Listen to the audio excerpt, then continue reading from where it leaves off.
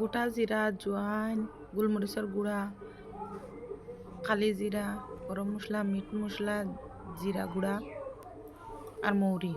এখানে আদা, বাখর পাতা আর পেঁয়াজ, রসুন মানে ধনিয়ার পাতা সব পেস্ট করে লেছি করিয়া মশলা ওটাইনো সব গুঁড়া করে লেছি। গুঁড়া করিয়া জলের মাঝে দিয়ে স্বাদ মতো লবণ দিয়া চাউল দিয়া ওটা লাড়িয়া ছাড়িয়া একটা খাই বানাই লিছি।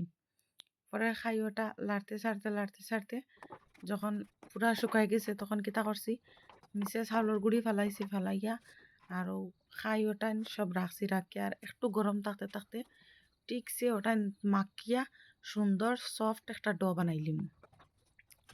সুন্দর সফট একটা ডো বানানির পরে ডোটা বেলাইনে একটা দিয়া পাতলা করিয়া একটা রুটি বানাইলিম।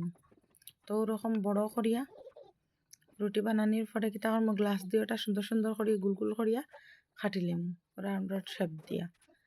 কাটার পরে ওটা একটা তালো উঠাই দিব। ওগুলা সব টিপ যতটা খাই বানাইছি অতটা দিয়া সেম একইভাবে গোল গোল করে সব বানাই লিছি। বানাইয়া কড়াই একটার মধ্যে তেল গরম করিয়া একটা একটা করে সব ওরকম ভাজি লেছি।